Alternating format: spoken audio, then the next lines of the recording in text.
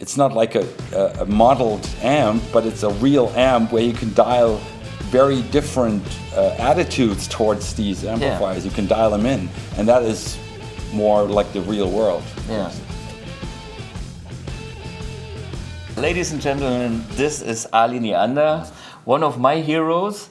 When I was a teenager, I was visiting some of the concerts with the Rodgau Monotones.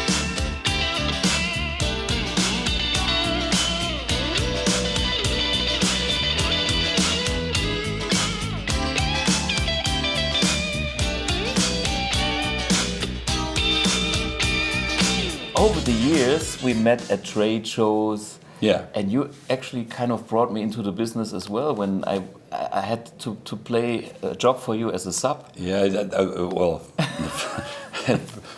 greatly exaggerated. I've been a big fan of Thomas for a long time. Went to these trade shows in Frankfurt Fair, and he was always extremely impressive what was happening there. And then later on, we got to know each other a little better, and I didn't know about all this amp designing thing. At first I was just a fan of him as a player, but of course this helps now with the equipment. Yeah, but I mean, I remember you had a double booking with Rodgau Monotones and Edo Zanki, who sadly passed away just recently, and you needed a guy that replaced you in the band, and you came to Saarbrücken, which I will never forget. You know, this was such a great thing.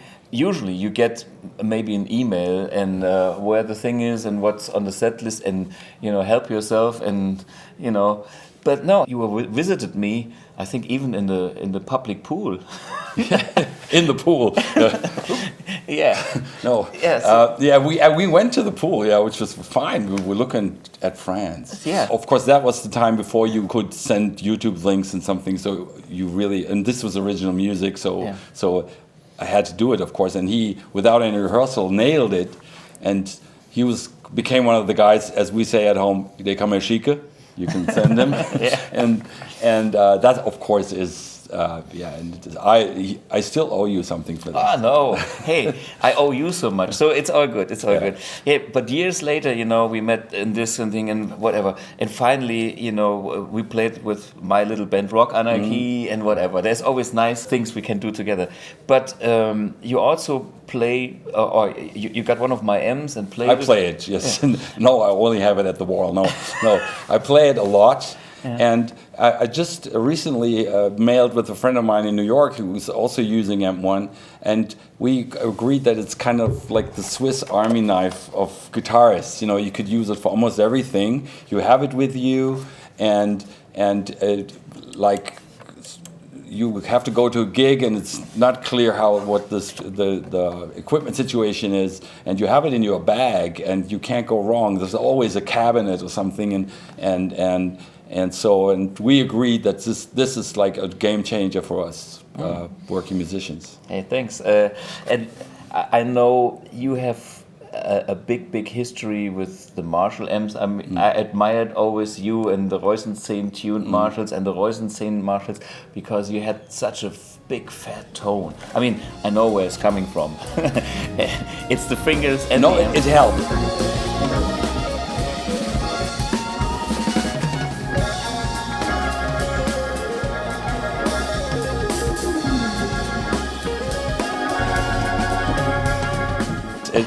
No, I think of course it's a taste. It's a matter of taste. Some people have.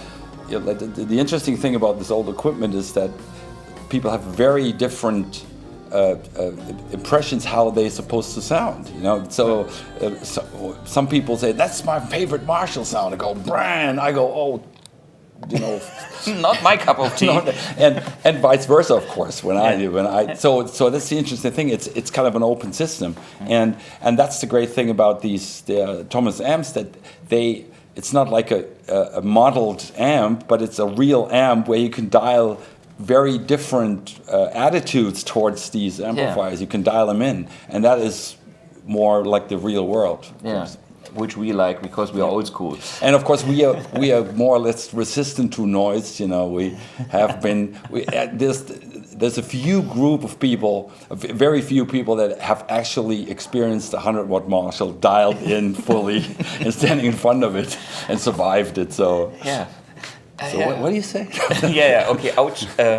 Yeah, but anyway, I mean, I'm happy that you are happy with with the amp, and hey, yeah, stay in touch, and yeah, thanks for letting us know who you are, and this is mainly important for the guys outside of Germany. I mean, you know, Ali, you have to check out his music. He recently released a blues album. Yeah. And but Ali is not just about blues. He played with the German hip hoppers scene. He plays new kind of music. You know, what is it? Neue Musik. Yeah, all kinds of. It's a loud form of promiscuity, and that's what I like about this profession. Yeah. Hey, cool, Ali, and Yep. see you next time. Thanks Cheers. for having me. Buy this thing.